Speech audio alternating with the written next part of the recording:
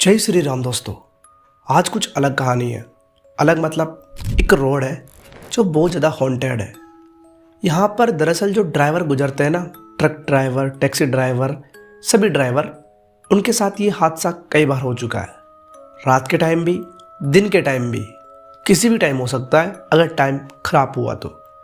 मैं आज की जो बात कर रहा हूँ ना किस रोड की, वो रोड है मारवे एंड मद आइसलैंड रोड, जो कि बहुत हॉन्टेड है। इसके ऊपर कुछ ऐसी घटना घट चुकी है जिसको मैं अभी आपको आगे बताऊंगा। उस घटना को बहुत ज़्यादा डीपली मैंने ध्यान से पढ़ा है और उसको आप तक बता रहा हूँ, क्योंकि जो घटना है ये काफ़ी डरावनी है।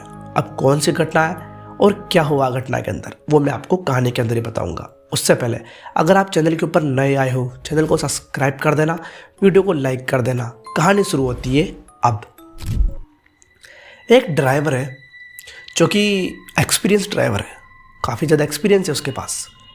उसने पूरी ऑल इंडिया के अंदर ट्रक चला रखा है, एक ट्रक ड्राइवर है। तो अब मैं आपको एक चीज़ बताता हूँ। वो अपने घर से सामान अपने ट्रक के अंदर लोड करता है और उसको काफ़ी दूर जाना था। कहीं भी जाए उसको इस रोड के ऊपर आना था, तभी तो ये कहानी बनी है। तो अब दिक्कत क्या हुई थी मैं आपको बताता हूँ।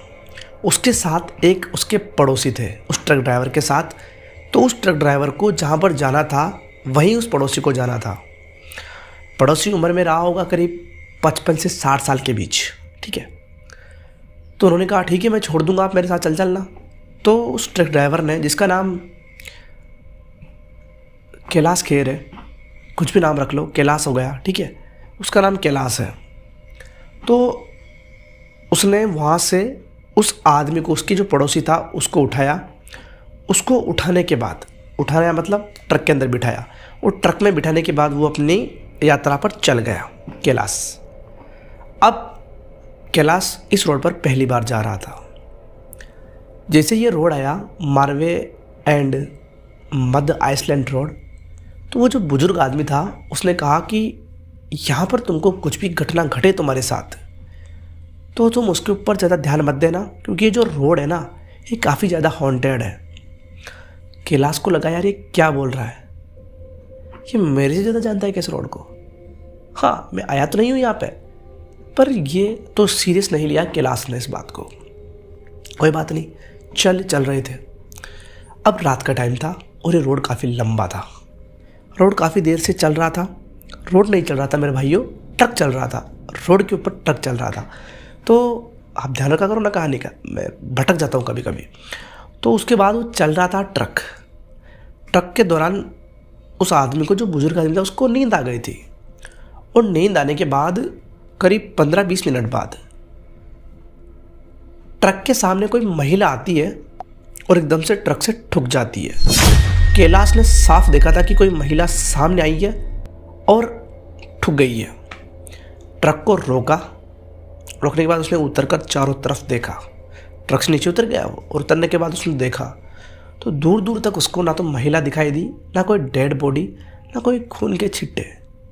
पर कैलाश को पता है कि एक्सीडेंट हुआ है मेरे से, कोई महिला तो थी।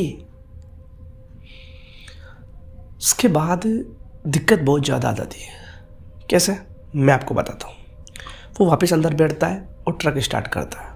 वो बुजुर्ग आदमी उठ जाता है। बुजुर्ग आदमी ने कहा क्या हुआ?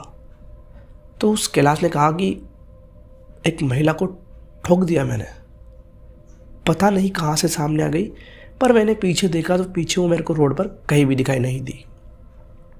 उस बुजुर्ग आदमी ने कहा कि मैंने तेरे से कहा था ना, कुछ भी हो जाए, यह रोड ऐसा है, हॉन्टेड रोड है, यहाँ पर काफ़ी सी घटनाएं जो घटी है। तूने जिसको देखा है ना वो जिंदा नहीं है, और तू जिसके बारे में विचार कर रहा है तेरी फालतू के विचार है, और वो कोई एक्सीडेंट नहीं था, वो आ गई तेरे सामने। और तेरे सबसे बड़ी गलती ये थी कि तुझे ट्रक से उतरना नहीं था और तू ट्रक से उतर गया। अब भगवान अच्छा करेगा, चल यहाँ से। चल रहे थे तभी वो महिला फिर से सामने आ जाती है।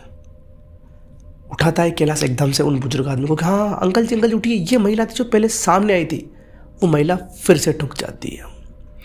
ट्रक एकदम से रोकता है कैलाश और उतरकर फिर से पीछे देखने जाता है, पर पीछे उसको कुछ भी दिखाई नहीं देता है। उसके बाद दिक्कत क्या होती है मैं आपको बताता हूँ। उसके बाद फिर से उस अंकल ने कहा कि मैंने तेरे से कहा है ना कि ये रास्ता ख़राब है, तू अंदर बैठ, चल यहाँ से। उसने बताया कि रोड बहुत भयानक है, यहाँ पर तू नहीं बच सकता इन चीज़ों से, तू गलती करे जा रहा है, तेरे को ट्रक से उतरना नहीं चाहिए। तभी कैलाश कुछ बात बता रहा था, तभी उसने ग्लास के शीशे के अंदर देखा और पीछे देखा, ट्रक के पीछे दिखता है आराम से, तो पीछे एक महिला बैठी हुई थी, वही महिला जिसको अभी उसने ठोक दिया। वो एकदम से हगला गया कि ये क्या हो रहा है मेरे साथ, पीछे कौन बैठी है। उसने कहा अंकल जी पीछे देखिए, एकदम पीछे कोई बैठी है, अंकल जी पीछे देखिए प्लीज़। जब पीछे देखा अंकल ने तो वहाँ पर कुछ भी नहीं था। फिर उसने ट्रक की स्पीड थोड़ी तेज़ करी और तेज़ करने के बाद उसने शीशे में देखा पीछे कि रोड के ऊपर एक महिला तेज़ी से दौड़ती हुई ट्रक के पीछे भाग रही है। अब कैलाश का दिल कांपने लगा था कि ये क्या चल रहा है। 15 मिनट तक ट्रक को तेज़ भगाने के बाद एक ढाबा आता है, ढाबे पे रुकते हैं और उस अंकल जी ने कहा कि शायद अभी ये रास्ता ख़त्म हो चुका है, ना तो महिला दिख रही ना अब कोई अपने साथ घटना हो रही है। क्योंकि मैंने भी इसका रास्ते के बारे में सुना ही है, मेरे को नहीं पता कि कहाँ तक है, पर 15 किलोमीटर की रास्ता तय कर चुके हैं, शायद उसकी अब सीमा ख़त्म हो गई है। वो ढाबे के अंदर जाते हैं और बैठते हैं। काफ़ी सांस फूल रही थी उनकी, दिक्कत आ गई थी ना, डर होता है भाई। तो उसके बाद वहाँ का जो ढाबे का मालिक होता है वो आता है और कहता है कि क्या दिक्कत है, आप काफ़ी देर से सांसें भर रहे हो, कुछ दिक्कत है क्या। उन्होंने कहा नहीं ऐसी कोई बात नहीं है, पर उन्होंने मालिक थोड़ा एक्सपीरियंस आदमी था, उसने कहा कि कुछ तो हुआ है आपके साथ, मेरे को बताइए प्लीज़। फिर उसने उस रोड के बारे में बताया। फिर उस आदमी ने कहा कि आप पहले आदमी नहीं हो यहाँ पे जो ऐसी घटना घटी आपके साथ, काफ़ी लोग आते हैं, काफ़ी ज़्यादा, और वो ऐसी चीज़ें बताते हैं मेरे को, आप कुछ लेंगे, चाय पानी। कहा नहीं कुछ नहीं, चलो मैं आपके लिए पानी लेकर आता हूँ। तो कैलाश ने कहा ठीक है आप पानी लेकर आओ। तो पानी लेकर जाता है और फिर वो 3 गिलास लेकर आता है, 3, 2 तो उसको दिए और 1 गिलास वो ट्रक की तरफ लेकर जाता है।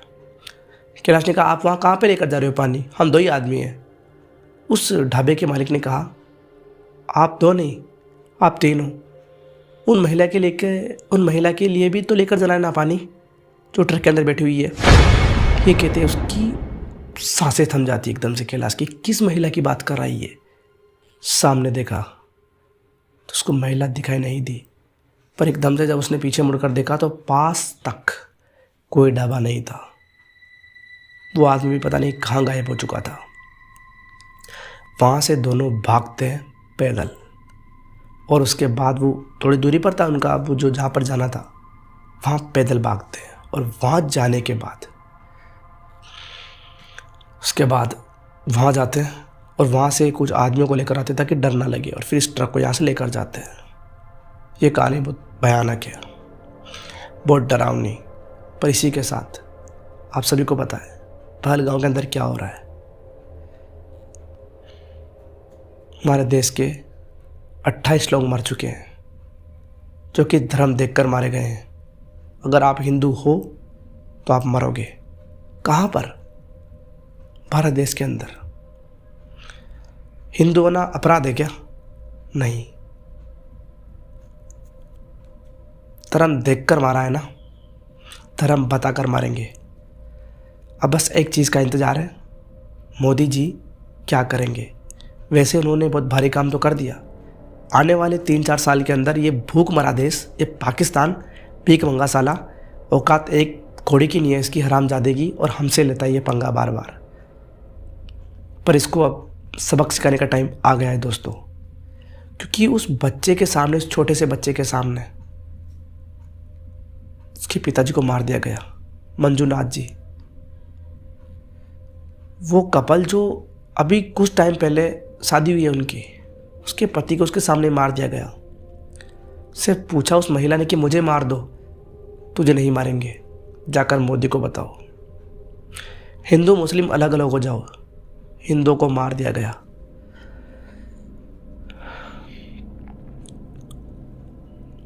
बहुत बड़ी दिक्कत है हमारे देश के अंदर। हम हिंदू एक होते नहीं हैं।